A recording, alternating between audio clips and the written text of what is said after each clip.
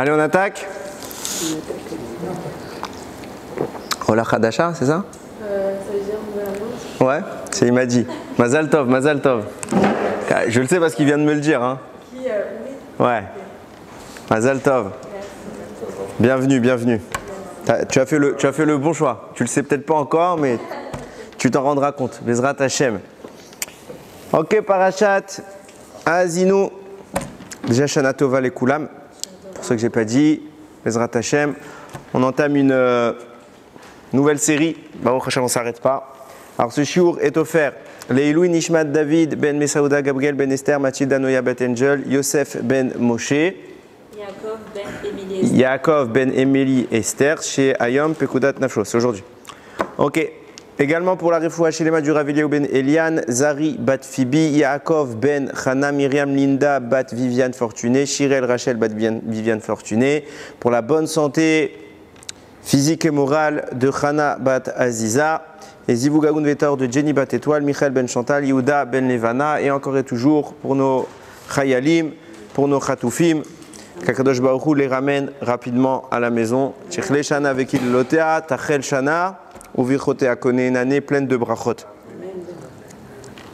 Alors on est dans la Seret Yemei Teshuvah, donc évidemment qu'on va un petit peu parler de Yom Kippour. Et on est Parashat Azinu, Moshe Rabbeinu s'apprête à quitter le monde. Il reste qu'une paracha après, il va bénir les Bnei Israël dans Vezot HaBeracha. Et toi Azinu, il va chanter. Azinu, c'est une shira. Vous voyez qu'elle est écrite en colonne. Ok? Et pour vous dire que cette shira est spéciale, alors déjà juste à la lecture, je pense que tout le monde ne comprend rien. Je fais partie de tout le monde. Hein. Le texte est très obscur, il est très obscur, il est dérangeant.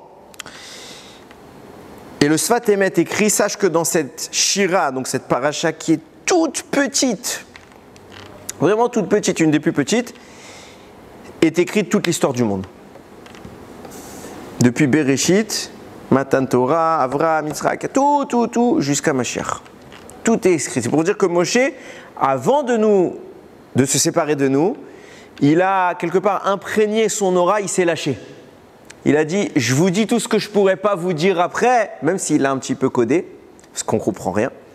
Mais je vous dis, et si vous avez le srout, vous comprendrez. Ce que vous comprendrez, ce sera déjà ça de prix. Mais après, je ne serai plus là pour vous parler. Alors, ce que je peux, au moins, je le dis. Et il dit comme ça, Azinu hashamayim v'adabera v'tishmar haaretz imrefi. Écoutez les cieux, et je parlerai, et que la terre entende, et la parole de ma bouche. J'adore raconter cette histoire, je la raconte tout le temps. Il y a un maître de la Chassidoute qui dit que Moshe Rabbeinu, puisqu'on est à Seret Yemei Teshuvah, il voulait avant qu'il parte, il voulait que les Bnei Israël fassent Teshuvah. Alors qu'est-ce qu'il a parlé? Il n'a pas parlé aux Bnei Israël. Il a dit, les Bnei Israël, ils ont un corps, ils sont dans l'amazé, ils ont un Yetzer Hara. Tu peux parler, ça va faire un peu. Il dit, je ne m'adresse pas aux Bnei Israël. Je m'adresse à leur Neshama qui est dans le ciel. Azinu Hashamaim, toi là-haut, écoute-moi. Pas toi le corps là, qui vient tout bloquer. Ta Neshama, elle comprend. Pourquoi je vous dis, je vous parle d'une histoire. J'étais une année, à l'époque où je faisais Chazan à Yom Kippour, je me suis retrouvé dans un tzibour. Quand je suis arrivé, je dis, Ribono Shel Olam, qu'est-ce que je fais là? J'étais dans un gymnase comme ça. Et on arrive à Arvid de rentrer de Kippour. Le gars, il me dit, écoute, je t'explique comment ça se passe tous les ans. On va être toute la journée, ça va être sympa. On va être 50, 60. Ok? Toute la journée, de ce soir, demain matin, Mincha, 70. Tu vas te retourner de Mincha pour la Neila, on est 250, 300. Je lui dis, ah bon? Il me dit oui. Et c'est là que les problèmes commencent. Je lui dis, ah bon, pourquoi? Il me dit, c'est balagan. Le Rav, l'année dernière, il est parti sur un coup de colère, ça a hurlé, on a fini 1 heure en retard, ça devient inaudible. C'est des gens qui sont loin et qu'est-ce que tu veux, ils ne pratiquent pas nécessairement, ils n'ont pas l'habitude. Donc, il me regarde avec un grand sourire, il me dit, du coup, Be'atzlacha. Je dis, waouh, où je suis tombé, Chas d'Hachem. Après, je m'assois comme ça, je commence à Arvid de la veille de Kippour. Je fais Kol Nidré et tout, je dis, Akadosh Baruch Hu, tu choisis toujours les bonnes choses. Si je suis là, c'est pour mon bien, c'est pour le bien. J'arrive juste avant la Neila, il faut faire un petit dracha. Et je les regarde, j'avais prévu tout un chiour. J'avais prévu tout un petit truc sympa, etc. J'ai tout balancé. Je vois 300 personnes devant moi, même pas ils me regardent. Je dis, bon. Alors je me suis rappelé, c'était la dracha en question, je me suis rappelé ce qu'il a fait Moshe Rabbeinu. J'ai dit, je suis pas Moshe, mais si lui il l'a fait, alors autant faire comme Moshe. J'ai dit, Azino Hashamaim, je dis, vous, je vous parle pas. Mais toi, la Neshama, Bashamaim, je sais que toi tu m'entends, c'est à toi que je vais parler maintenant, tu as intérêt à m'écouter. Et là, j'ai fait mon shiur. Rabotai, il n'y a pas eu un bruit toute l'année là. Toute l'année là, ils ont tous chanté, ils ont hurlé. Quel Nora Lila. Il y avait j'ai jamais prié comme ça de ma vie. Même moi, j'étais ému comme ça. Des gens qui étaient loin. Pour dire que des fois, il faut savoir parler à autre chose que ce qu'on a devant nous. On cherche toujours des cheshbonot. Akadosh Baruch Hu, il sait comment il gère son monde. Si Moshe Rabbeinu il a dit je parle à Neshama, alors non, si on parle à Neshama. Quand je dirai un jour des Tochachot, sachez que c'est pas à vous que je parle, Chas v'Shalom. Je vise personne. À moi je parle et surtout à nos Neshamot. Ok, on reprend maintenant, enfin du moins on commence le shiur. Viennent Rahamim, ils disent Azino Hashamaim vadabera, écoutez le ciel et je vais parler, Vechishma haaretz imrefi, et que la terre entende la parole de ma bouche. En clair, en français, Moshe est en train de m'en demander quoi? Taisez-vous tous, je vais parler. À qui il parle? Au ciel et à la terre. Évidemment, on comprend que ce n'est pas le ciel et la terre, c'est à l'ange en question qui représente le ciel, à l'ange qui représente la terre. Il demande s'il vous plaît, fermez-la. Pourquoi? J'ai quelque chose à dire. Et c'est tellement important que je réunis le Ham Israël pour que tout le monde assiste à la scène, parce que je vais parler, il faut que l'univers se taise. Quand je vous dis que ce que Moshe est en train de révéler, c'est quelque chose de très grand, alors il faut réfléchir, c'est quoi ce silence? Moshe, il veut absolument le silence. De quoi on parle? Les malachim, qu'est-ce que tu t'en fiches? Tu leur parles pas à eux. Pourquoi tu veux que même les malachim, ils se taisent? Alors on va un petit peu réfléchir sur le sujet. Je suis tombé ce matin, Bémet, je ne comptais pas l'introduire, mais c'était un message d'Akadosh Baruch Hu, un Sfat Emet qui a changé ma vision de Yom Kippour. Bémet, il change la vision de Yom Kippour. Sur notre paracha, les psukim qui suivent, là-bas il dit, c'est Moshe Rabbeinu qui parle, et il dit Reu ata, ki ani hu ven Elokim imadi. Donc il parle au Bnei Israël, voyez qu'Akadosh Baruch Hu, il parle comme s'il était à la première personne. Il dit voyez que c'est moi Hachem, et il n'y a pas d'autre Dieu avec moi. Ani amit va haye, je fais vivre, et je fais mourir, et je fais vivre, etc. Bien le Sfat Emet, il dit de quoi on parle à Ani amit va haye? On parle de Rosh Hashanah et Kippour, que c'est le jour où on est jugé pour la vie et pour Chas v'Shalom, l'autre possibilité. Déjà, première chose qu'il faut noter, qu'est-ce qu'il leur dit? Réou. Regardez qu'il n'y a que Dieu, il n'y a pas un autre Dieu. On est bien conscient, vous savez, je fais souvent cette remarque, que pour voir qu'il n'y a pas un autre Dieu, il ne faut pas avoir nos yeux à nous. Il faut être capable de voir ce qu'il y a derrière le film de matière qu'il y a devant nous. Ça, ce n'est pas offert à tout le monde. Donc, Moshe insiste, il faut quelque part traverser l'obstacle de la matière, pour voir quelque chose qui est supérieur. Et c'est quoi cette chose qui est supérieure? Akadosh Baruch Hu qui déclare la vie et la mort. De quoi on parle?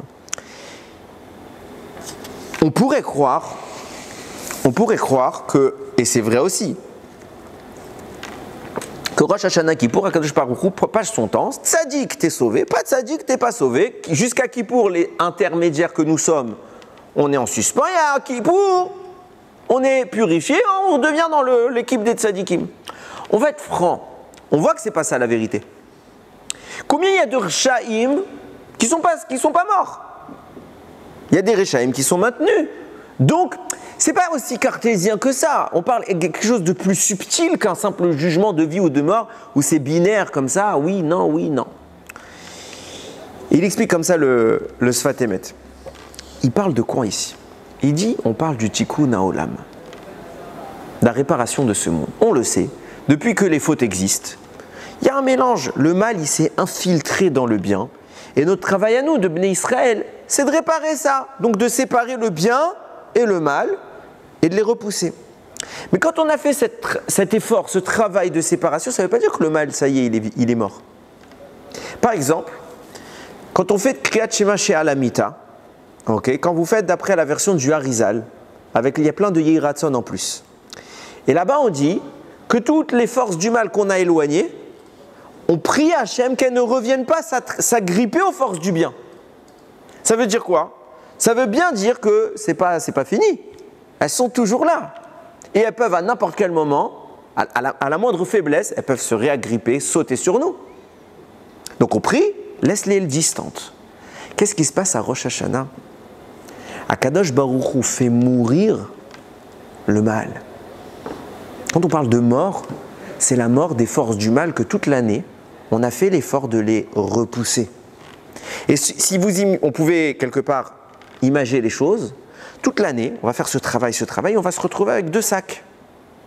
Un sac de déchets, c'est toutes les forces du mal qu'on a dégagées, et un sac très précieux, c'est toutes les forces du bien qu'on a su éloigner, purifier. Qu'est-ce qu'on demande à Akadosh Baruch Hu? Memit ou mechaye.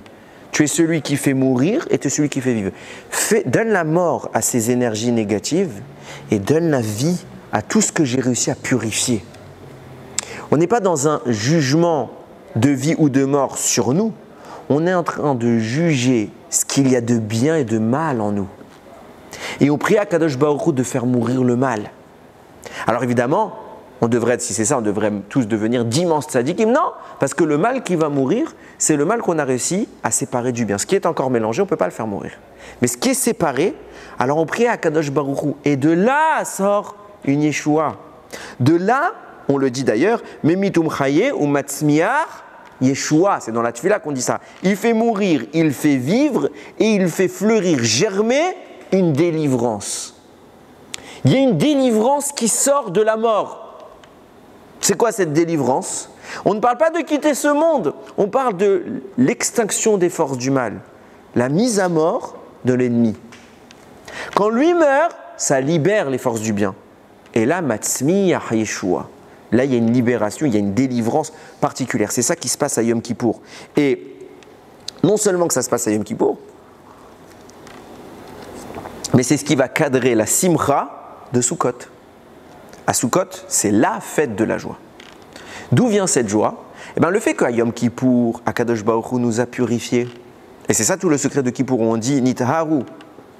Akadosh Baruch Hu, il te purifie. C'est la même chose quand on dit qu'Akadosh Baruch Hu, il a le livre de la vie et de la mort.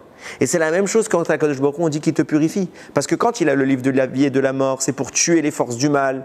Donc ça te purifie. C'est la même chose. Et il se passe quoi? Tu sors de Yom Kippour, tu as retiré un élan négatif qui contaminait ta personne, tu n'es plus le même homme.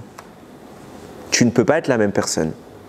Et en fonction de la quantité des forces négatives que tu vas détruire et des forces positives qui vont être ressuscitées en fonction des efforts qu'on a fait dans l'année, alors ça va générer une joie plus ou moins grande à Sukkot. Quelqu'un qui a fait un peu d'effort dans l'année, alors il aura un peu de joie à Sukkot.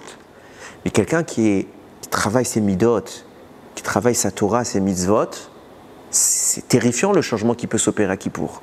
Il arrive à Sukkot, il y a une joie qui ne peut pas s'expliquer. Et on le dit qu'à Sukkot, il y a une célébration qui s'appelle Simcha Bet HaShoeva. Tout celui qui n'a pas vu cette célébration, il ne sait pas c'est quoi la Simcha. Connaître la Simcha, c'est Sukkot. Pourquoi? Parce que c'est le seul moment de l'année, on vient de vivre le changement. Mais d'habitude, le type il fait tchouva, les forces du mal, elles sont encore là. Là, tu as fait tchouva, elles ne sont plus là. Donc on est vraiment arrivé à un niveau qui est unique dans l'année. Et cette transition qui s'opère, c'est mot pour mot le secret que je vais tenter d'expliquer, le secret que Moshe Rabbeinu essaye en filigrane de nous glisser dans cette paracha à Azinu. Là, Gemara, elle rapporte une histoire, elle analyse un pasouk. Il y a écrit comme ça, c'est dans Yeshayahu. Il y a écrit comme ça, on parle là-bas de Mashiach. Les Marbé Hamishra ou Shalom Enketz. Là-bas, c'est écrit Al-Kisé David, donc sur le trône de David, il va agrandir l'empire sans fin. Et toute personne qui lit va avoir un gros problème technique sur le premier mot. Les Marbé. Le même C'est pas un mème normal, c'est un mème de fin de mot.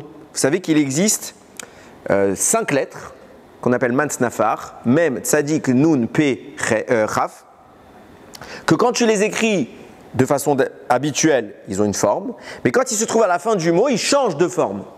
Ok? Le mème en fait partie. Le mème en fin de mot, c'est un carré. Et c'est sa seule position où il est carré. C'est-à-dire que s'il est à la fin du mot. Par contre, s'il est n'importe où, au début ou au milieu du mot, c'est pas un carré, il est ouvert. Donc là, les marbés, vous entendez le même, il devrait être ouvert, puisque c'est la deuxième lettre du mot, c'est pas la dernière lettre. Et pourtant, il est fermé. Vient la Gemara et pose la question, comment ça se fait que ce même-là qui parle de la royauté de David, c'est un même fermé? Et la Gemara raconte l'histoire, elle dit à Kadosh Baruch Hu, il y avait un roi qui s'appelle Hiskiaou, qui est le descendant de David Améler, qui est un des plus grands rois que Israël ait connu. À son époque, les petits-enfants connaissaient la Torah mieux que les grands Talmidei Chachamim d'aujourd'hui. Tu sortais du Beth Midrash, le petit enfant, il connaissait tout par cœur. Tout par cœur. C'est pour vous dire où est-ce qu'il a conduit le Ham Israël. Et il a eu énormément de miracles, il ne faisait même pas les guerres, Hiskiaou. Il ne faisait pas les guerres, Akadosh Baruch Hu, il détruisait ses ennemis pour lui. Ce qui s'est passé avec Sancheriv là-bas. Vient la Gemara et dire, Akadosh Baruch Hu voulait faire de lui le Mashiach. Et Sancheriv, il voulait le placer en position de Gog, roi du pays de Magog, qui viendra à la fin des temps pour faire la guerre avec Mashiach. Et vient la Midat Hadin, la force de la rigueur, et elle dit, Ribono Shel Olam, tu veux vraiment qu'il soit Mashiach? C'est pas juste. Pourquoi? David Améler, toute sa vie, il t'a chanté des louanges, il t'a chanté des louanges, il t'a chanté des louanges pour chaque pépin qu'il a eu. Il t'a dit une louange. Lui, Hiskiaou, tu lui as fait des miracles et des miracles. Il n'a pas chanté à ta gloire. Et tu veux que David, tu l'as pas mis Melech HaMashiach. Enfin, Mashiach ça veut dire moins, mais le Mashiach de la fin des temps, tu n'as pas mis David. Et tu veux mettre Hiskiaou que même une chanson, même un Teilim, il ne te l'a pas écrit. Hachem, il a dit, tu as raison, c'est pas Mashiach. Il ne sera pas Mashiach. C'est pour ça que le même, il est fermé. Quelque part, on lui a fermé la porte. L'histoire continue, la Gemara dit, la terre, donc l'ange de la terre est venu, il a dit, Ribono Shel Olam, si le problème c'est la musique, alors moi je vais chanter, et fais de lui Mashiach, et la terre elle s'est mise à chanter. Il y a le Malach Bashamaim, il vient, et il dit, Ribono Shel Olam, voilà, c'est bon, fais de lui Mashiach. Hachem il dit, non, je veux pas. Je ne veux pas. Et il dit, j'ai le texte ici, si je ne me trompe pas, Razili, Razili. C'est un secret pour moi, c'est un secret pour moi. Donc ce ne sera pas Mashiach. Point. Fin de la Gemara. Il y a plein de questions à poser, parce que je pense que comme moi, vous avez été dérangé par plusieurs choses. Première chose, évidemment qu'on parle d'un homme, Hiskiaou, qui potentiellement pouvait être Mashiach, sinon Hachem ne l'aurait pas proposé au poste. Ok. Si c'est un homme qui potentiellement peut être Mashiach, on imagine un personnage qui a des qualités phénoménales. Quoi, tu sais pas dire merci? Cet homme-là, qui va être Mashiach, qui potentiellement peut être Mashiach, il ne peut pas dire merci.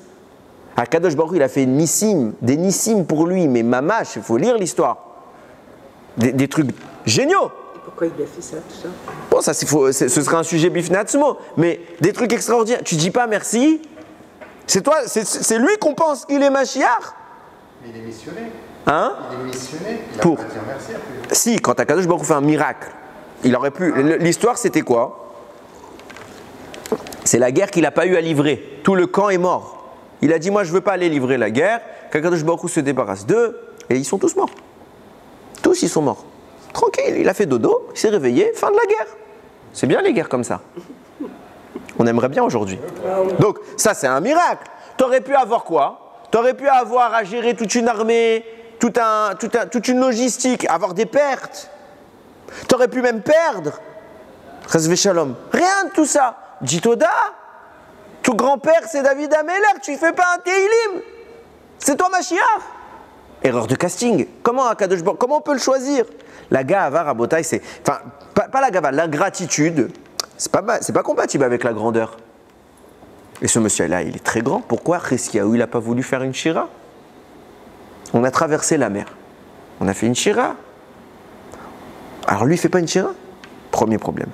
Deuxième problème, c'est quoi cette histoire de shira là maintenant? Tout le monde veut qu'on chante. S'il avait fait une shira, c'était Mashiach, c'était fin de l'histoire, quoi. C'est tout est un problème de poésie. Un petit chant et l'histoire du monde elle change. C'est facile, hein? On chante la shira tous les jours et il ne se passe rien. Alors, c'est quoi cette histoire de chant? Troisième problème, c'est quoi cette histoire que la terre, elle dit bon, il n'a pas chanté, alors moi je vais chanter. Mais tu n'as pas résolu le problème. Tu te plains que lui ne fasse pas son boulot, et au final, il y a quelqu'un d'autre qui va faire son travail à sa place. Mais lui, il reste toujours le problème de l'histoire. Le problème, c'était pas est-ce qu'il y a eu un chant dans le monde ou il n'y a pas eu un chant dans le monde. Le problème, c'est est-ce que Chizkiyahu, il a chanté. Alors tu viens et tu dis, je me plains qu'il ne fasse pas son travail, et donc je veux le licencier. Et vient le collègue de travail et il dit, si tu veux, moi je le fais à sa place, garde-le. Mais non, mais moi, ce que je veux, c'est qu'il fasse son travail. C'est pas qu'une fois tu le remplaces. Donc qu'est-ce qu'elle vient de proposer de nouveau, la terre? Quatrième point. Hachem, il ne sait plus ce qu'il veut. Au début, il lui dit, je veux lui, je veux lui. À la fin, tu le veux. Ok. Il y a un problème technique, il y a le champ. Il y a la terre, elle te dit, bon, c'est bon, je prends le travail.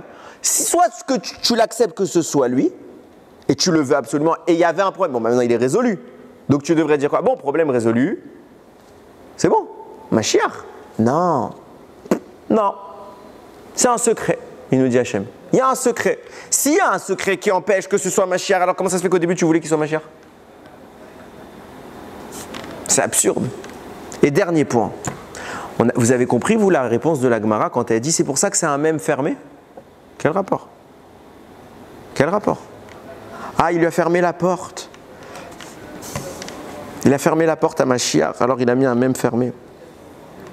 Si la Gemara nous fait des messages comme ça, c'est light. Il répète deux fois Razili. Ah, Razili, on va y venir après. Mais il y a quelque chose qui nous échappe. La Gemara, elle veut dire quelque chose. On voit qu'il y a trop de problèmes dans l'histoire. Alors on va essayer de comprendre ensemble. Bien, le Mégalé Amoukot, il commence à expliquer une chose très simple. Pourquoi le même, il est fermé et pourquoi il fait référence ce même à Mashiach? Déjà, on ne voit pas tout de suite quand tu lis le mot c'était les Mishra, hein, les Marbés, pardon. Les Marbés, tout de suite, ils comprennent. Ah, on parle de Mashiach. Bon, d'accord, l'histoire parle de Mashiach, mais on parle du fait que Mashiach aurait dû être Chizkiyahu ou qu'on lui a refusé, etc. Donc, c'est tout ça. Écoutez bien, il dit le Mégalé Amoukot, pourquoi le même qui caractérise Mashiach, c'est un même fermé? Parce qu'on sait que toutes les réincarnations d'une personne sont inscrites dans son nom. Adam Arishon aurait dû être Mashiach, puisque c'était le premier homme de l'histoire. Il a loupé le coche parce qu'il a fauté. Donc il va devoir se réincarner.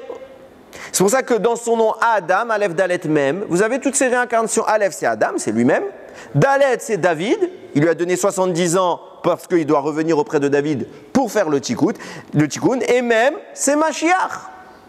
Une fois qu'il a réparé Adam au travers de David, alors il reviendra. La dernière fois, c'est Mashiach. Et quand ce Mem apparaît, il est en fin de mot. Donc c'est un Mem qui est fermé. Donc le Mem de Mashiach, c'est quelque chose de fermé. De là, on commence à comprendre qu'il y a un secret dès le début de l'histoire qui bloque, qui empêche. Oui. Alors pourquoi on n'écrit pas Mashiach avec...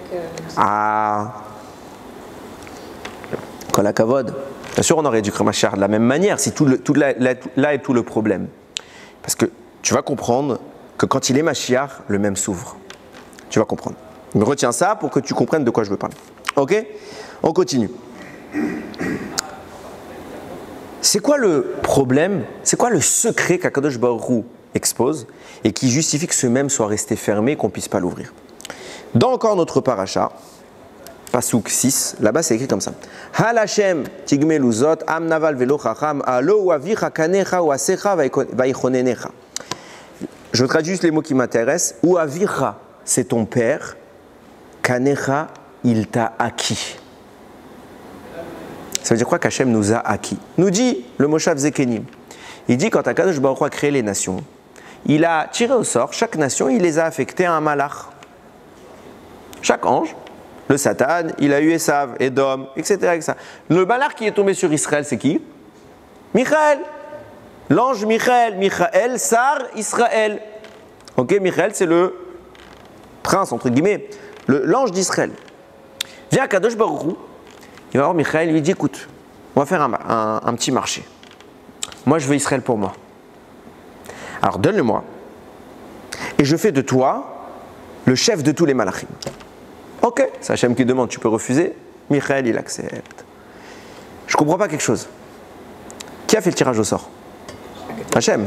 Si tu voulais qu'on soit ton peuple, fais pas un tirage au sort, dis je fais les autres tirages au sort, mais eux je les prends. Qui t'empêche? C'est à toi. Tout est à toi. Donc au début il fait un tirage au sort, il fait gagner Michael sur Israël. Après il fait ah désolé, t'as gagné le gros lot, je le veux pour moi. Bah prends-le dès le début. Pourquoi dès le début tu l'as pas pris? Pourquoi t'as fait un tirage au sort et t'as proposé un malach? Écoutez bien, la réponse elle est dans les psukim qui suivent. Zechor yemot olam, souviens-toi des temps d'avant. Binu shenot dorvador, médite les années de chaque génération. Sheal avira veyagedcha, interroge ton père, il te racontera. Zekenecha veyomrulach, tes anciens, ils te diront. Banchel elion goim beafrido bene adam, lorsque Dieu a fait l'héritage des peuples, lorsqu'il a séparé les hommes, Yatsev Gevulot Amim, les mispar bene Israël, il a fixé les limites des peuples en fonction du nombre des bene Israël. Rashi dit de quoi on parle quand il a dit Hachem a séparé les peuples? On parle du moment où justement la notion des peuples s'est formée. Quand est-ce que la notion des peuples s'est formée? À Babel. À la tour de Babel, on connaît tous l'histoire. Toutes les nations du monde se réunissent et là-bas, et vont créer une seule unité qui va vouloir construire une tour et qui a une idée géniale de monter jusqu'au ciel pour s'en prendre à Akadosh Baruch Hu. Là-bas, nous dit la Torah, donc, Moshe est en train de faire référence à cet événement de la tour de Babel. Et il dit, questionne sur ce qui s'est passé là-bas. Et il insiste, Zechor yemot olam. Souviens-toi de ce qui s'est passé quand? À Babel. Quand Hachem a séparé les peuples. Qu'est-ce qu'il y a là-bas de si important à savoir? Nous dit le Chiddush Harim, il a interpellé le Chiddush Harim par un problème. Quand tu remontes l'histoire de la tour de Babel, là-bas il y a écrit, Vayomer Hachem, Hachem il descend pour voir, entre guillemets c'est imagé, il descend pour voir ce qui se passe. Il écrit Vayomer Hachem, je cite beaucoup psukim parce qu'on essaye de comprendre les choses. En am echad, voici un peuple unique, vesafa achat, et une seule langue. Le Chiddush Harim il dit, il y a un gros problème ici. Je ne sais pas si vous avez fait attention, mais dans le sens simple, ça passe. Dans le sens profond, c'est inaudible ce qui est écrit dans ce verset-là. Dans le sens simple, vous avez raison. C'est quoi? Dans le sens simple, on parle d'ici d'union. Toutes les nations du monde se sont réunies sous la même bannière. Ok, ça marche, ça j'accepte. Seulement, la notion de Am Echad, dans le sens profond, ne peut être appliquée qu'à ceux qui représentent Hachem qui est Echad. L'unité n'existe que dans le bien, l'unité profonde. Parce que le mal, c'est la définition du pluriel. Regardez, quand Dieu crée le monde, premier jour il dit quoi? Veillez, réveillez, boker, yom, Echad. Et ce fut soir et ce fut matin, jour 1. Il n'a pas écrit premier jour. Il n'a pas écrit Yom Rishon. Après, il dit deuxième jour, troisième jour. Soit tu dis jour 1, jour 2, jour 3. Soit tu dis premier, deuxième, troisième. Quand Hachem crée, il dit jour 1, deuxième jour, troisième jour. Ça ne marche pas. Rachid dit pourquoi il écrit Echad et après il a écrit Sheni? Parce qu'au moment où on est au jour 1, il n'y a que Kadosh Baruch Hu. Il n'y a pas d'opposition. Il n'y a pas de malachim. Il n'y a rien. Quand est-ce qu'on passe au deuxième jour? Quand on crée autre chose. Quand il y a des malachim, et dans les malachim, il y a l'ange du mal, qui vont s'opposer à Kadosh Baruch Hu. Jusqu'à maintenant, c'est Echad. Quand je dis Rishon, premier, ça veut dire il y a un deuxième. Quand je dis un, ça n'implique pas qu'il y ait deux. Si je dis j'ai mon premier diplôme, ça veut dire que tu sais que j'en ai un deuxième après. Si je dis j'ai un diplôme, je ne sais pas si j'en ai deux. Pareil, quand il n'y a que Akadosh Baruch Hu, alors on dit un. Il est Echad. Mais dès qu'il y a une opposition, on dit deuxième. Le pluriel est le symbole du mal. L'unité est le symbole du bien. Ces peuples-là qui sont en train de s'unir à Babel, c'est le bien ou c'est le mal? C'est le mal absolu. C'est des idoles. Ils veulent, vous vous rendez compte, ils veulent créer une tour pensant être capable de s'en prendre à Kadosh Baruch Hu. C'est le mal à son état le plus élevé, c'est le paroxysme. Tu emploies sur ce peuple-là un Am Echad, voici un peuple qui est Echad. C'est pas possible, c'est tellement vrai. Qu'est-ce qu'on dit tous les Shabbat à Mincha? Umi ke'amecha Israël goy echad. Qui dans l'univers est comme ton peuple Israël, un peuple un. Pourquoi on dit qu'on pose la question? C'est une question rhétorique, ça veut dire qu'il n'y a pas. Il n'y a pas dans le monde un peuple qui est Echad. Et qu'est-ce que la Torah a dit de toutes les nations? Ils sont Am Echad. C'est invraisemblable. Pose la question du Chidush Harim. Sens simple, on comprend. Mais tu ne peux pas me dire que ça marche dans le sens simple et ça ne marche pas dans le sens profond. Et réciproquement, tu peux me dire que ça marche dans le sens profond mais ça ne marche pas dans le sens simple. Donc, le pshat, il n'est pas là, l'explication du verset. Je vais plus loin, il ne pose pas la question, le Chidush Harim, mais tu sens qu'il l'insinue. Quand ces peuples-là vont se réunir, ils vont dire Vayomru, Havan ivne lanu ir, venez, on va créer une ville, ou Migdal verosho bashama, une tour avec le sommet qui attiendra le ciel, Vena lanu Shem. Et on va se faire pour nous un nom, Pen Nafus de Alpene Kolares, de peur d'être éparpillé sur toute la terre. Encore une fois, ça marche dans le sens simple. Ils veulent se faire une renommée. Ouais, on s'est tous réunis, etc. Mais même là, on a un problème. Parce que c'est clairement pas possible dans le sens profond. Mais même dans le sens simple, on a un problème. Pourquoi? Si tu me dis que toutes les nations du monde, toute la planète, elle est réunie autour de la tour, enfin dans la ville en question. Tu te fais une renommée pour qui? Il n'y a plus d'autres à qui tu veux impressionner. Tout le monde est là. Tu veux faire peur à quel autre peuple? À personne. Après, tu veux te faire une renommée. De là, on voit que ce n'est pas ça le sens du passouk. Qu'est-ce qu'ils veulent? On va traduire textuellement. Venaase lanu Shem. Et on va avoir un nom. On va se faire pour nous un nom. Ils veulent un nom. Pourquoi ils veulent un nom? Remplacer Akadosh Baruch Hu. Pourquoi ils veulent un nom? Pour eux, ils veulent un nom. Vous savez pourquoi ils veulent un nom? Parce qu'ils n'en ont pas. C'est quoi le nom? On a expliqué plusieurs fois c'est quoi le nom. Le nom, c'est l'essence créatrice. Dieu, avant de créer le monde, il a créé les lettres. Les lettres, c'est des énergies qui, combinées, permettent de faire émerger une réalité. Quand Dieu dit « Yehi or », que la lumière soit, d'où vient la lumière? Des lettres. Aleph, Vav, Resh. Combiné, ça fait le mot or. Le Aleph uni au Vav, uni au Resh, c'est comme des atomes qui se combinent pour créer une molécule.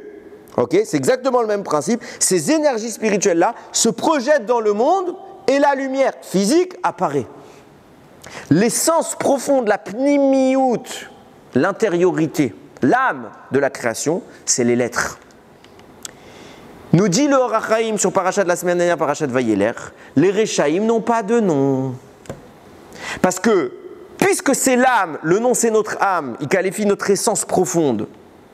Quand un tzaddik fait Torah en mitzvot, alors son âme elle est proche de lui. Il a son nom. Il a la raison de sa venue dans le monde. Quand un rachat fait des avérotes, son âme s'éloigne de lui. Il perd son nom.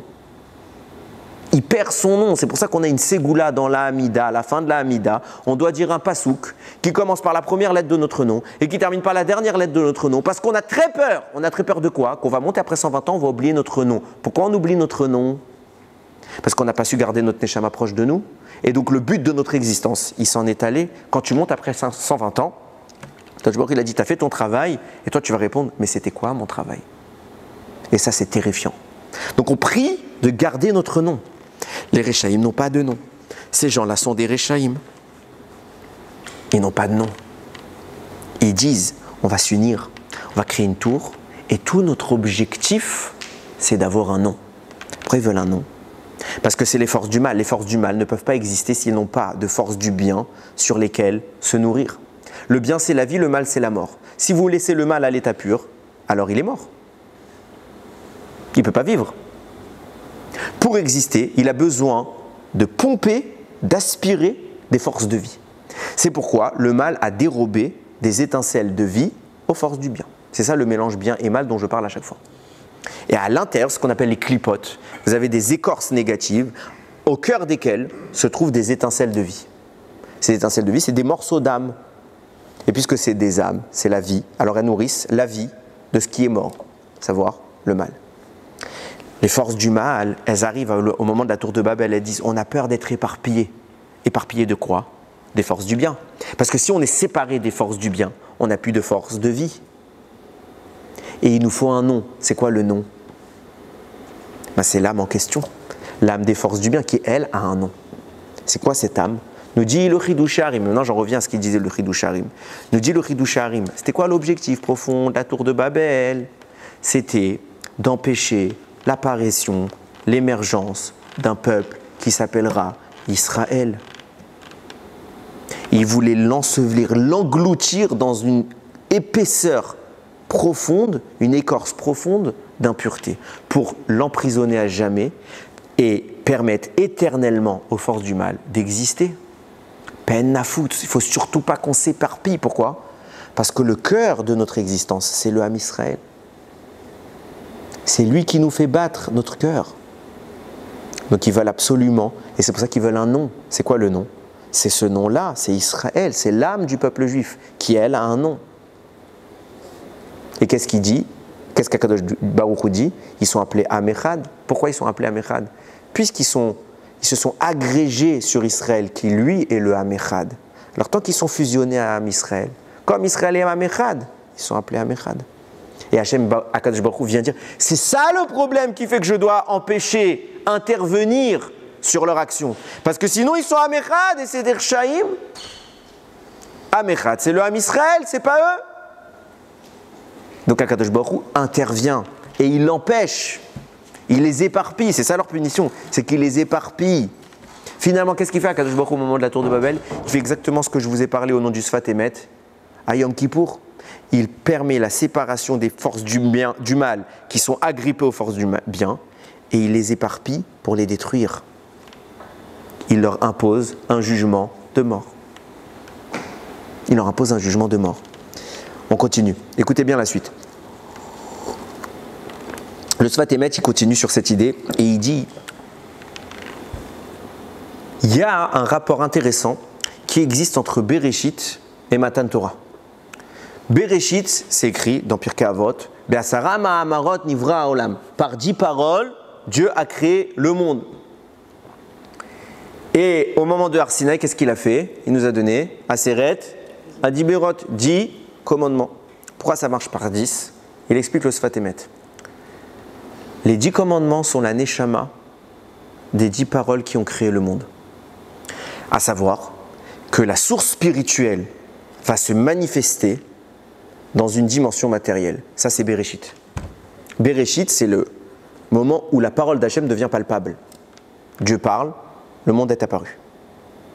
Mais ce qu'il y a à l'intérieur du monde, l'ADN de ce monde, la source profonde, c'est la Aseret Adibrot, c'est la Torah. La Torah, c'est l'âme. Le monde, c'est son corps, qui vient manifester le contenu profond. Et bien dans la même suite d'idées, quand je vous parlais tout à l'heure de Pnimiout et de Chitzoniout, intériorité, extériorité, nous dit le Harizal, quelle est la source de vie qui vient animer l'intérieur et quelle est la source de vie qui vient animer l'extérieur? À savoir, je m'explique.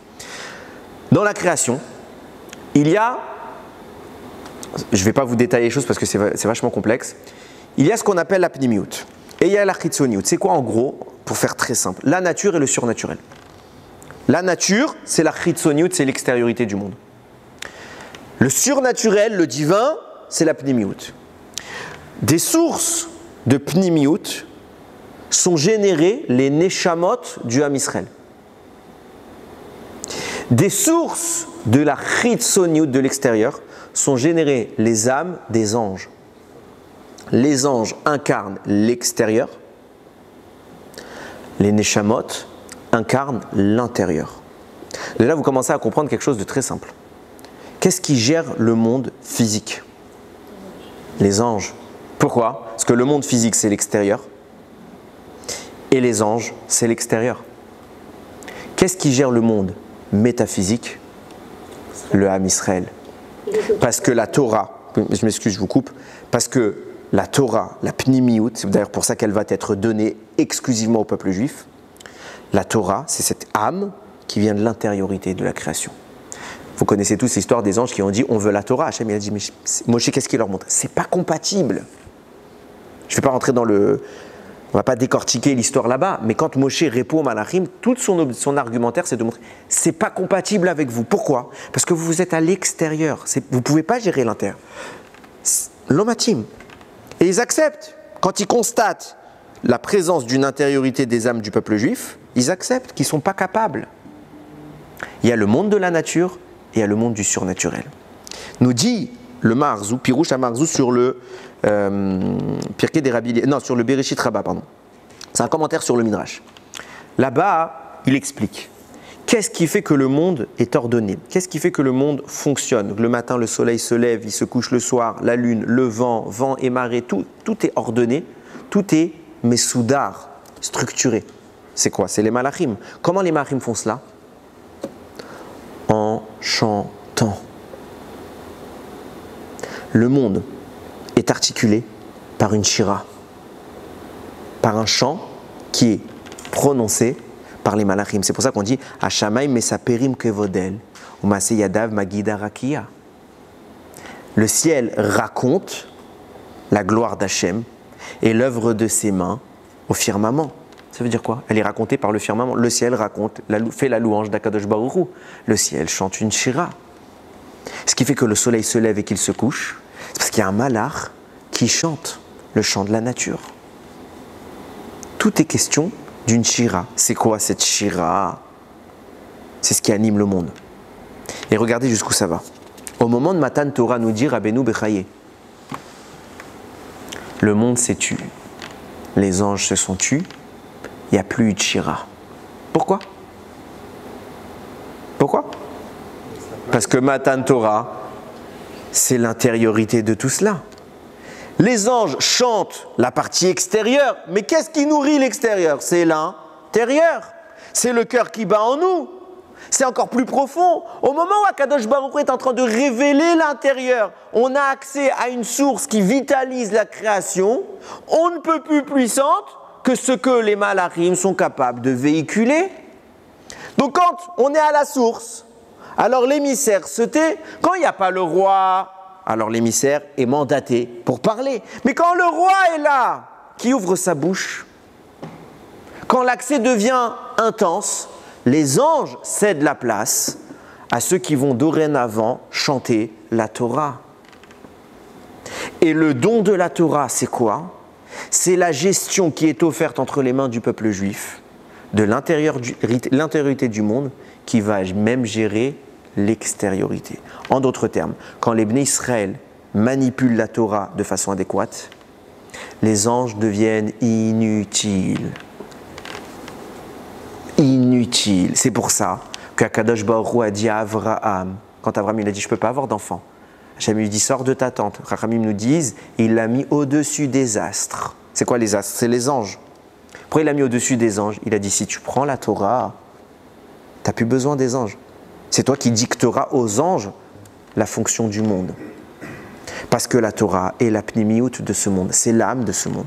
Et c'est elle qui influence, qui articule ce monde. Maintenant, on va commencer à comprendre les choses. Moshe Rabbeinu il dit taisez-vous le ciel parce que je parle. Moshe, il n'est pas gaftan, il n'est pas arrogant, il n'est pas en train de dire oh, tout le monde se tait, j'ai à parler. Moshe n'aime pas parler. Rappelez-vous, Moshe il bégaye. Il bégaye. Vous croyez qu'il aime parler? Il a dit à Kadosh Baruch Hu, quand Kadosh Baruch Hu il a voulu l'envoyer pour libérer les Bnei Israël, il a dit tu peux pas m'envoyer moi, je bégaye. D'ailleurs, ça me fait rire, parce que à chaque fois qu'on pose la question, c'est mon avis personnel, ça implique que moi. À chaque fois qu'on pose la question, tu penses lui c'est Mashiach, tu penses lui c'est Mashiach, tu penses lui c'est Mashiach, je réponds, personnellement, encore une fois c'est mon avis, je pense que Mashiach, ce sera un inconnu. Quelqu'un que personne n'a vu venir. Alors les gens ils me prennent pour un fou, ils me disent mais t'as Ravantel, c'est... J'ai pas dit que c'est pas des géants, j'ai dit je pense, petit que je suis, que ce serait un inconnu. Pourquoi? Je pense pas que ce serait un grand orateur. Je pense que, vraiment, limite, il sera bancal. Pourquoi? Regarde l'histoire. Premier libérateur du peuple juif. Quelqu'un le connaissait quand il arrive en Égypte? Ça faisait 60 ans presque qu'il était parti. 60 ans. Il arrive au bout de 60 ans. Il était petit quand il est parti, il était jeune. Il n'arrive plus, personne ne le connaît. Tellement que les gens ne le connaissent pas, Hachem dit, tu peux retourner, ceux qui voulaient ta mort, ils sont morts. Ça y n'existe plus dans les annales de l'Égypte. Et qui l'a choisi Hachem? Un inconnu qui bégaye. T'imagines le type, il arrive devant Moshe. C'est lui qu'Hachem il a choisi pour nous libérer. Un inconnu qui ne sait pas parler. Pourquoi? Parce que l'homme qui va représenter Hachem, c'est Hachem qui représente, c'est pas lui. Tu crois que ça va être un petit rabbin beau gosse, classe, qui assure et tout, il va arriver avec des belles paroles. Non, parce que ce type-là, tout le monde va l'adorer pour lui. Alors Hachem, il a choisi quelqu'un que personne n'aura de raison d'adorer. Ça, c'est Mashiach. David Améler, c'est qui? David Améler, le premier roi d'Israël, véritable, sans vouloir restreindre Shaoul. Pire que ça. C'est un mamzer dans l'esprit de tout le monde. Tout le monde pense que cet enfant est un mamzer. Même ses frères Tout même son père, il croit que c'est un mamzer. Il dit, c'est pas mon fils. Il l'a mis dans la forêt pour qu'il meure. Tellement qu'il dit, celui-là, c'est... En français, excusez-moi du terme, c'est un bâtard. C'est ça que ça veut dire. Berger, rien du tout.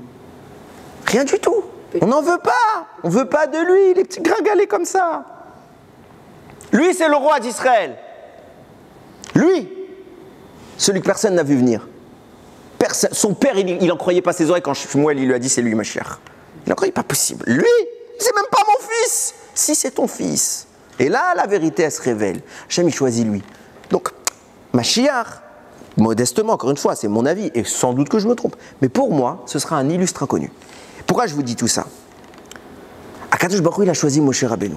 Et Moshe Rabbeinu, il vient, celui qui n'aime pas parler, je referme ma parenthèse, celui qui n'aime pas parler, il demande au monde que l'univers se taise. Pourquoi?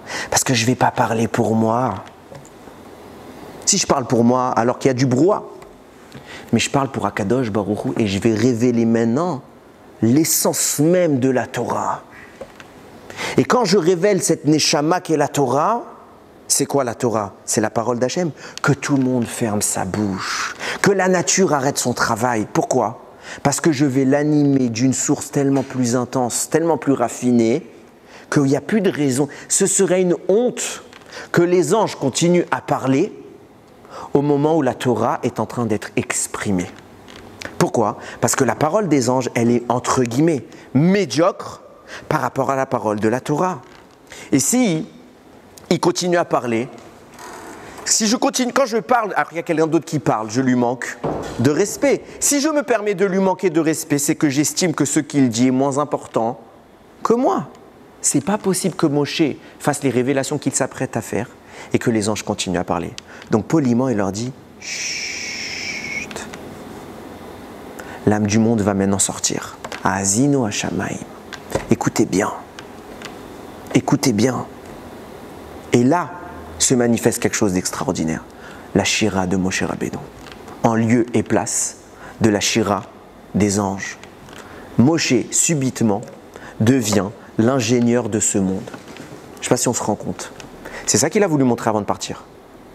C'est ça Moshe Rabbeinu qu'il a montré avant de partir. C'est quoi la Torah? C'est quoi que vous avez perdu quand vous avez fait le vaudeur, que vous n'arrivez toujours pas à récupérer?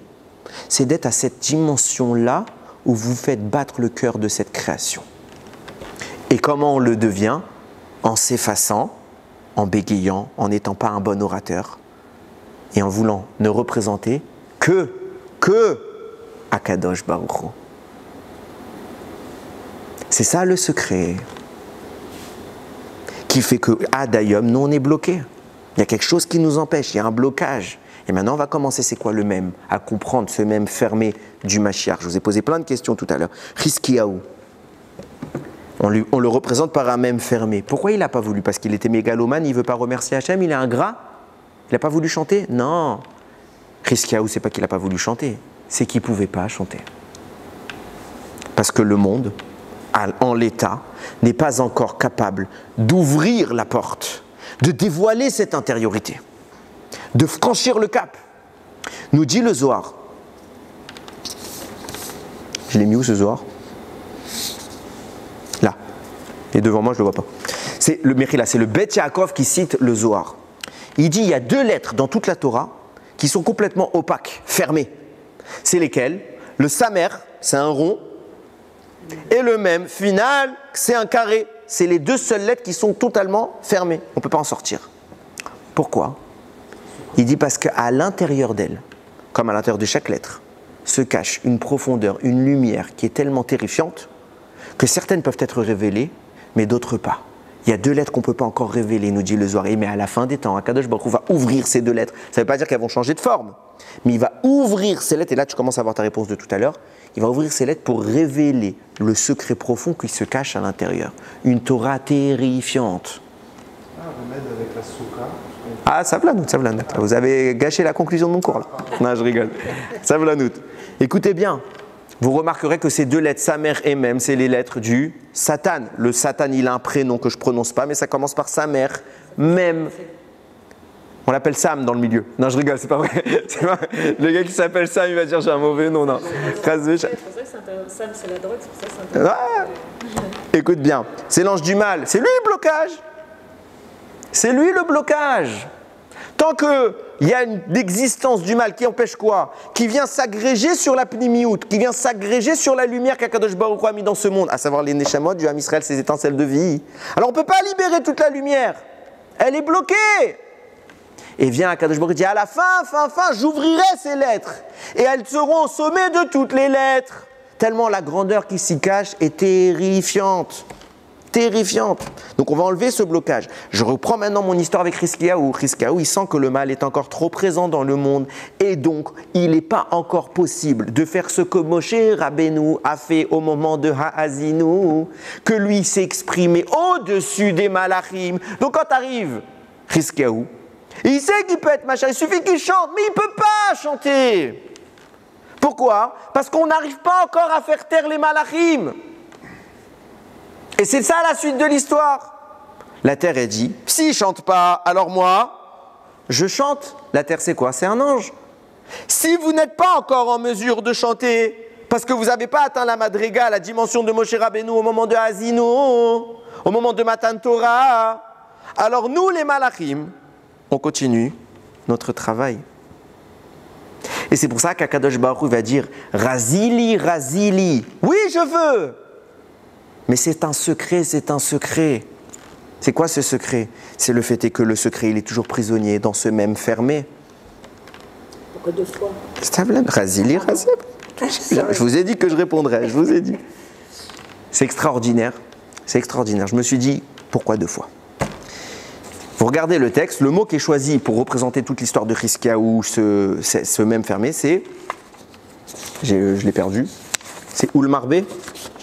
Les marbés, sinon ça ne marchait plus. Les marbés, Gematria 277. Qu'est-ce que ça fait 277? C'est très simple, c'est tout le shiur que je viens de vous faire. Je vous ai dit que quoi?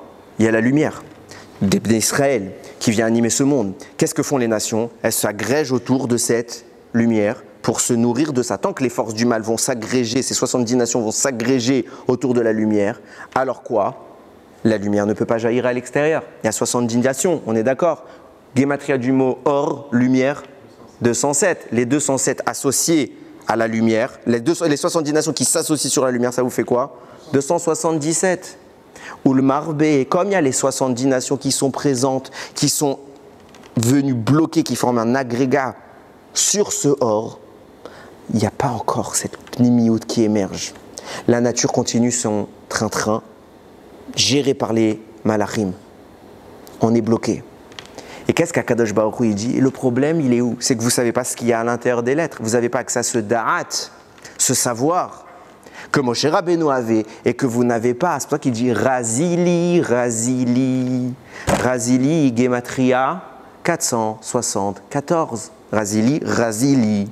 474, c'est la valeur numérique du mot da'at. Tant que vous n'avez pas le da'at pour aller à l'intérieur des lettres, alors ça resterait mon secret. Parce que ça reste secret, c'est fermé. Vous ne pouvez pas rentrer. Tant qu'il n'y a pas ce da'at, cette connaissance de la Torah. Et regardez jusqu'où ça va. Viens, c'est, j'ai oublié le nom du Mefaresh, Mechila, Chazal on va dire, parce que je ne l'ai pas devant moi. Il rapporte, je crois que c'est le Bet Yaakov. Mechila, oui, c'est le Bet Yaakov. Il dit, Moshe Rabbeinu, il dit à Azinu Hashamaim Vadabera, écoute-moi le ciel. Il parle à qui? Il parle à tous les tzadikim de l'histoire pour leur révéler la chose suivante. Depuis Matan Torah et que vous avez fait le veau d'or, vous n'avez plus comme moi accès. Jusqu'à maintenant, moi je me suis tué, je ne pouvais pas tout vous révéler.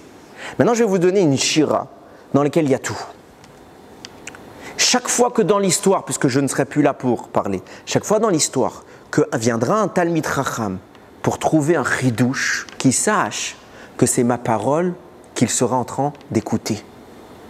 Azinu, écoute ma parole, parce que j'ai déjà révélé tout ce que tu vas dire. Et sache que le moment où tu découvres ces secrets de Torah, tu approches la venue de la Géoula. Pourquoi? Parce que qui sera Mashiach à la fin des temps? Moshe. Et si tu me fais parler dans ce monde, alors j'existe dans ce monde, même si je suis déjà parti. Donc, plus tu vas me forcer à parler, plus tu vas imprégner le monde de ma présence, au point que le monde accepte que je revienne. Azinu Hashamaim Va'adabera. Il faut chercher dans la Torah. Et il faut chercher quoi? Les secrets, l'intérieur, ce qui est bloqué encore. En clair, on doit forcer la porte de ce même qui est fermé. On doit le gratter jusqu'à ce qu'à la fin il redevienne ouvert pour devenir le même ouvert qui amène Mashiach. Le même ouvert qui... Oui, vous avez une question? Oui. Faudra que vous expliquiez que finalement la paracha Azinu, elle a une profondeur exceptionnelle, qu'elle révèle la pniyut, etc. Pourquoi on l'a mise à la fin du Sefer Torah et pas au début? On aurait pu éviter toute l'histoire qu'on a connue, avec tous les problèmes qu'on a connus, etc. On aurait pu mettre cette paracha dès le départ. Non, parce que Sauf que Moshe n'était pas encore. Non, Davka Moshe. Alors, je vous réponds simplement. C'est un Harizal qui dit comme ça. D'abord, la Mara, dans Maseret Rosh Hashanah, elle dit qu'Akadosh Baruch Hu, il a créé, je vous réponds rapidement, il a créé 50 portes de la Bina, les 50 portes de la connaissance. Okay, il les a toutes confiées à Moshe, sauf une. C'est pour ça qu'on dit que Moshe, il est arrivé à la 49e. Vient le Harizal, il dit non, Moshe a obtenu les 50, et à la faute du veau d'or, Hachem lui a enlevé une. Et à la fin de sa vie, il l'a récupérée. Donc Moshe a eu accès au moment où il n'y avait pas besoin de dévoiler. Pourquoi? Les Bnei Israël étaient encore théorim. Donc l'accès était collectif. Il s'est fermé pour tout le monde et il n'y a qu'à la fin de sa vie que Moshe a eu le droit de réouvrir la porte discrètement. Donc c'est pour ça que c'est à la fin. C'est pas à la fin de la Torah, c'est à la fin de la vie de Moshe. Voilà. C'est à la fin de la vie de Moshe. Ma question c'était pourquoi l'extériorité c'est les Malachim et l'intériorité Israël, mais où sont les nations alors? L'extérieur. Avec les Malachim? C'est pour ça que... Ah, j'ai oublié... Kol HaKavod. C'est ça que j'avais pas compris. Kol HaKavod, j'ai oublié de répondre à cette question. Ben oui. Je vous ai dit tout à l'heure, je vous ai posé une question, d'ailleurs personne ne m'a fait remarquer. Je vous ai dit comment ça se fait qu'Akadosh Baruch Hu, il a distribué les nations aux anges, dont Israël, et à la fin il a dit je le récupère. Parce qu'à ce moment où on était à la tour de Babel, Israël était emmêlé avec les nations, donc ils étaient dans l'extériorité. Donc c'est un ange qui les gère. Mais à la seconde où Hachem a retiré Israël parce qu'il a dispersé les nations, alors ils ne sont plus l'extériorité. Là, Akadosh Baruch Hu, il dit jusqu'à maintenant, c'est normal qu'il y ait un ange qui les ait, mais maintenant je les récupère. Parce qu'ils viennent témoigner de cette intériorité. Kol HaKavod, heureusement que vous m'avez rappelé. Regardez jusqu'où ça va, maintenant je vais conclure. Viens Rashi, il dit, pourquoi Moshe il a dit Azinu Hashamaim Va'adabera Vetishma Haaretz Imrefi? Moshe Rabbeinu a pris en témoignage le ciel et la terre. Pourquoi? Parce que le ciel et la terre, ils sont toujours là. Donc l'histoire se continue, ils seront toujours témoins de ce que Moshe va dire et ce sera tout pour nous, soit un témoignage favorable, soit un témoignage accusateur, Chas Shalom. C'est quoi le ciel et la terre comme témoins? C'est quoi leur témoignage? Tant que le ciel et la terre, avec ce qu'on a expliqué, on comprend. Tant que le ciel et la terre continuent à faire leur chant, c'est un témoignage accusateur.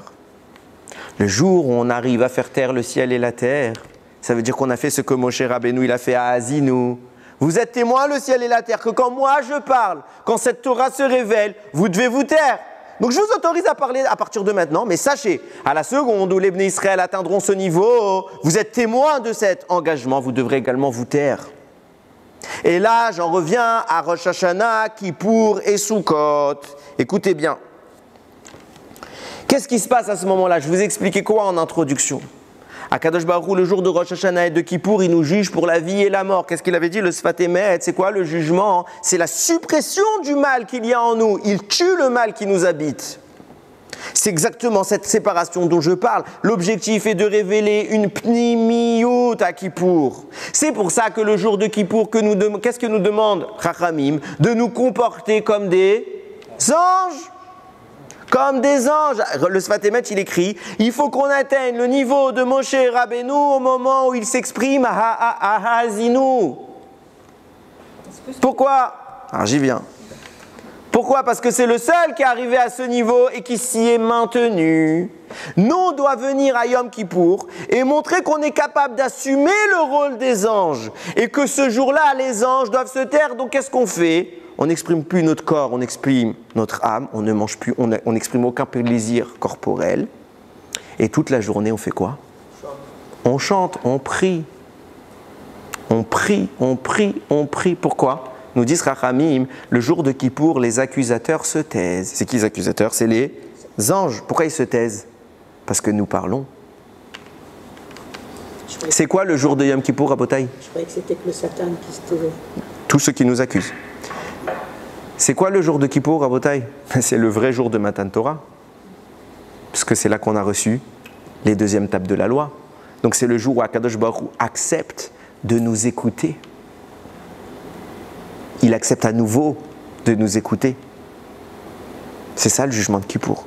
À quel point vous êtes capable de remplacer cette création naturelle pour en faire quelque chose de surnaturel. Et là, conséquence de cela, une fois qu'on a fait tout ce travail toute l'année de préparation, on a fait un beau sac à dos avec tous les déchets qu'on peut avoir. Et qu'Akadosh Baruch Hu détruit définitivement ces déchets-là, se crée en nous une hitrachut, un renouvellement terrifiant qu'on ne peut connaître qu'une fois dans l'année. Quand je fais tchouva, je traîne toujours à la ramasse le sac à dos. C'est vrai, j'ai fait tchouva, je suis un tzaddik, je suis tout ce que tu veux. Mais j'ai toujours cette pesanteur. À Kippour, je peux m'en affranchir, avoir de la légèreté.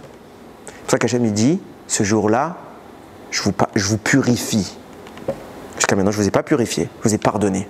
Mais là, je vous purifie. Et alors, puisque je vous ai purifié, donc vous accédez à une dimension de l'intérieur plus grande. Donc vous entrez un peu plus dans la profondeur des lettres, dans la pnimiout de la Torah. Et il se passe quoi? Écoutez bien, ce qu'il écrit le rabbi de Lubavitch, magnifique. Il y a un verset dans Kohelet qui écrit « Mashaya ou Sheiye ». Ce qu'il y avait, c'est ce qu'il y aura. Ou Mashenarasa ou Sheiye. On sait, Sheiye, pardon. Et tout ce que, j'ai dit osé comme un ashkenaz parce que j'ai une chanson en tête. Ce qui a été fait, c'est ce qui sera fait. Ve'en kol chadash tachat hashemesh. Il n'y a rien de nouveau sous le soleil. Vient dire le rabbi de Lubavitch, sous le soleil, il n'y a rien de nouveau. Mais il y a un endroit où Akadosh Baruch Hu nous demande de cacher le soleil. Cet endroit, c'est quoi? La souka. Qu'est-ce qu'on doit faire? On doit mettre du srar au-dessus de notre souka. Et la halakha, c'est que le srar doit faire dominer l'obscurité, que ce soit plus d'ombre que de lumière. Pourquoi? Parce que quand on est attaché mèche en dessous du soleil, il n'y a pas de nouveauté. On est dans la nature. Mais quand on est en dessous de la souka, il y a des nouveautés. On sort de la nature. C'est pour cela que la souka, elle a deux formes principalement envisageables. Comment elle sera votre souka? C'est un carré. Ça marche avec 3 murs. Mais l'idéal, en priori, on fait un carré. Sachez que la Gemara, Masechet, Souka, page 8a, elle dit on peut même faire en rond. À condition qu'il y ait une certaine mesure, ça veut dire qu'on puisse rentrer un carré à l'intérieur. Si on peut rentrer un carré à l'intérieur, alors on peut le faire en rond. Pourquoi elle évoque ces deux-là? Elle ne parle pas spécialement du triangle, malgré que ça marche. Pourquoi? Le samer est le même final. Pourquoi? Parce que la souka nous propose de rentrer à l'intérieur de ces secrets de la Torah. Mais une condition importante dans la souka, c'est qu'il y ait une porte. Pour que je puisse rentrer, mais surtout, pour que je puisse sortir à l'extérieur toutes les découvertes que j'ai faites à l'intérieur. Il y a des rabbanim, ils ne sortent pas de la souka pendant 1 semaine. Ils ne sortent pas de la souka. Pourquoi? T'es branché, t'as le réseau. Je crois que je l'ai 7 jours, je ne vais pas le perdre. Un nouvel homme qui sort à la fin. Pas le même. C'est ça l'enjeu de Yamim Noraim. On croit que Tishri, comme ça, c'est une période intense en célébration, en commémoration. On commémore la naissance du monde, enfin d'Adam. Son sauvetage, Yom Kippour. On fait des cabanes, parce que Hachem il nous a fait faire des cabanes dans le désert. Ok. Qu'est-ce qui se passe là-haut? Ce n'est pas des jours normaux. C'est des jours extraordinaires. c'est le moment de l'année où d'un coup, notre âme, on peut la sentir. On peut la sentir. Il y a quelque chose qui nous dépasse. Vous savez que concernant Rosh Hashanah, il y a un grand débat. Est-ce qu'on pleure à Rosh Hashanah ou on ne pleure pas? D'après le sens simple, il faut être Bessimcha. C'est un sourd de pleurer. Le Harizal, il dit, celui qui ne pleure pas, son âme est abîmée. Comme ça, il dit. Son âme est abîmée. Alors, comment je pleure ou je ne pleure pas? C'est pour ça qu'on dit Gilou birada. Réjouissez-vous en tremblant. Ça veut dire quoi? Ça veut dire qu'il se passe quelque chose où à un moment, à Rosh Hashanah, au moment du jugement, Hachem va tout enlever. D'un coup, tu ne sais pas pourquoi. Tu ne sais pas pourquoi à ce moment précis ou à un autre. Tes larmes, elles coulent. Elles coulent. Ça veut dire que tu as réussi à faire ce travail. Ça ne veut pas dire que celui qui n'a pas pleuré, c'est un rachat, chas v'shalom. Ok? Mais d'un coup, d'un moment, tu perds le contrôle. Tu n'as plus assez de mouchoirs dans ton casier. Pourquoi? Tu ne sais pas. Chaque mot que tu lis, il te fait... Et tu ne sais même pas pourquoi tu pleures. Tu ne sais pas tu pleures parce que tu t'en veux. Tu ne sais pas tu pleures parce que tu es tellement bessimra, tu vis quelque chose. Ça, c'est Yamim Noraim. C'est quand on ne sait plus où on est, on ne sait plus dans quelle dimension on est. Et on s'installe avec une telle proximité avec Akadosh Baruch Hu qu'on a le droit de vivre en dehors de ce monde. En conclusion, on en arrive dans la soukha. On rentre à l'intérieur du même, on rentre à l'intérieur du Samer. D'ailleurs, dans la soukha, le Yetzer Hara n'a plus sa place. De même qu'à Kippour, on lui demande de fermer sa bouche. C'est ça tout le principe. Alors, on a vécu Rosh Hashanah, on espère qu'on a bien vécu Rosh Hashanah. On va arriver à Kippour. Kippour, c'est génial. C'est génial, Hachem, il va nous pardonner. Il va nous renouveler. Et on en arrivera ensuite à Sukkot. On va vivre cette simcha. Vous regarderez que simcha, c'est les mêmes lettres que Mishra, l'onction de Mashiach. C'est les mêmes lettres que Mashiach. Tout est lié. Quand est-ce qu'il viendra Mashiach? Quand on rentre dans la soukha, parce que la soukha va nous donner la simcha. Quand on rentre dans la soukha, quand on entre à l'intérieur du Samer et du même, tous les secrets de la Torah deviennent révélés. Pourquoi c'est terrifiant la Torah, Rabotai? Parce que quand vous étudiez la Torah, il y a un moment où la raison s'efface. Il y a un moment où comment vous dire ça? Il faut le sentir pour le comprendre. Il y a un moment où c'est plus rationnel. C'est plus rationnel. La fatigue, on s'en moque. L'effort à faire devant nous, insurmontable, tout le monde s'en moque. On y va. Et il y a un moment où vous n'avez plus envie de faire autre chose que ça. Plus du tout. Vous dites, mais Ribono Shel Olam, pourquoi tu me fais faire ça? J'ai envie d'être là-bas. C'est ça la Torah. C'est notre âme. Qui aime Chayenu. C'est ça, cette parole-là, c'est notre âme. On arrive à Kippour, si on arrive à comprendre qu'on est animé par la parole d'Akadosh Baruch Hu, par son intériorité, pas la création du monde, par Anochi Hashem Elokecha, on a tout compris. Et on rentre dans un mikvé géant dans lequel Akadosh Baruch Hu nous purifie. Et là, une fois qu'on est théorim, on peut rentrer dans une maison où on est à l'ombre de la Shekhinah. On vit en dehors de la nature, au-dessus de la nature, et nous contrôlons la nature. Yiratson, qu'on arrive Bezrat Hashem cette année à Kippour, et que Bémet, que ce ne soit pas notre bouche qui parle, que ce ne soit pas le folklore qui nous entoure avec les beaux airs de Yom Kippour. Non. Il y a un moment, quand vous allez être devant votre livre, oubliez le tzibour. Oubliez le tzibour. Et dites-vous que vous êtes seul avec Akadosh Baruch Hu. Dites-vous, je sais, c'est le travail. Si c'était facile, on serait tous des grands maîtres. Mais oubliez tout. Vous savez, cette année, Baruch Hashem, je me rendais, ça fait plusieurs fois ça m'est arrivé en vrai. Je sais même plus où est-ce qu'il est le Chazan. Je parle pas dans la, moi je suis dans ma Hamida, ils sont loin devant moi. Ils ont fait tous les chants d'entre la Hamida et la Chazara. Ils ont fait le premier l'Akdishar, ils ont chanté. Je sais même, quand je fais au Shalom, je fais waouh, il est déjà là. Peut-être pas Mincha, mais quoi, il est déjà là. Je sais même pas où il est. Je me rappelle, l'année dernière, je me suis tapé la honte. J'étais dans ma Hamida du soir de Kippour, de Erev Yom Kippour, et je termine ma Hamida, ils étaient déjà à l'ouverture du Echal de la fin. Et le Chazan, il commence à faire le Teilim et tout. Et moi, je termine ma mida. Je fais, oh, t'as pas fait Kaddish, t'as pas fait Chit Kabal. Et tout le monde me regarde et je lui dis vraiment, oh, t'as pas. Au début, je lui fais signe. Il me dit, t'as pas fait Chit Kabal. Il me dit, qu'est-ce qu'il y a? Je fais, mais t'as pas fait Chit Kabal. Il me dit, mais si, j'ai fait. Je fais, je suis pas fou, je t'ai pas entendu. Et là, t'as tout le petit monde. Si, t'es fou. Si, t'es fou. Pourtant, je suis juste à côté de lui. Je suis pas en train de d'avoir de l'arrogance et de dire, ah, regardez. Non. J'essaie de donner un exemple. C'est possible de se déconnecter. Pourquoi? Si, un homme milvado, j'écoute même pas ce qui se passe à côté de moi. La prière Tzibouri, elle est importante. Je dis pas. Qui vous? Mechila. La prière Tzibouri, ça veut dire commencer avec le Tzibour. Ok, vous êtes au début, comme il écrit le Pri Megadim, vous commencez votre fil avec le Tzibour. Le fils de Rav Ovadia Yosef n'a jamais répondu de sa vie à Nagdishar. Il n'a jamais fini à temps. Je vous répète, écoutez bien ce que ça veut dire. Ça veut dire qu'on se moque de dire je vais faire vite pour être avec tout le monde.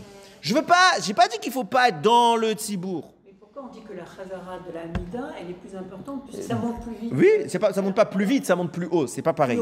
Plus haut. Mais et où il est le problème? Vous êtes dans le Tzibour, vous montez avec le Tzibour. J'ai pas dit prier tout seul à la maison. Ça, j'ai pas dit. Ok? Priez avec un Tzibour. Mais ne faites pas en fonction du Tzibour, faites votre fila, c'est tout, lis des mots. Hachem, c'est Fataï, Tiftar, ou qu'est-ce que je suis en train de dire? C'est ça qu'on veut. Ah, mais lui, il a fini, il faut que j'accélère. Qu'il finisse! Je fais pas attention à lui. Moi, j'ai des choses à dire. Je veux parler avec Avinu Sheba Shamayim. Laisse-moi parler. Laisse-moi tout ce que j'ai à te dire. Laisse-moi remplacer les malachim. Je veux plus qu'il parle pour moi. Je veux te parler moi. Quand on en arrive à ça, on vit Kippour, on vit Rosh Hashanah. Mais si, tout le long, on fait que des chants, parce que c'est beau. Il y en a quand... Moi, ça m'énerve tous les ans, quand on fait Et Shari Ratson. Vous pleurez pas quand vous lisez ça? Ah, l'histoire. Oh, Ribono Shalom. Passons. C'est pas quand il dit à sa femme, à Sarah, je vais prendre ton fils, je le prends pour lui apprendre. Elle lui dit, vas-y, mais va pas trop loin. On voit qu'elle est inquiète. Et les malachim, ils disent, on va pas laisser un monde sans la lune. Ribono Shalom, je sais pas. Bon, passons. Les gens, ils vont vite. Eh, oh, pourquoi tu vas vite? Pourquoi tu vas vite? Pourquoi vous voulez toujours vite? Il y a quoi à faire? Il y a 1 jour dans l'année, 2 jours dans l'année. Où il est là. Et on va vite. On veut vite rentrer. On veut vite la pause de Yom Kippour pour aller faire dodo. Pourquoi une pause? Toute là, j'ai pas envie de pause. Quand il est là. Il y a ratson qu'on voit qu'il soit là.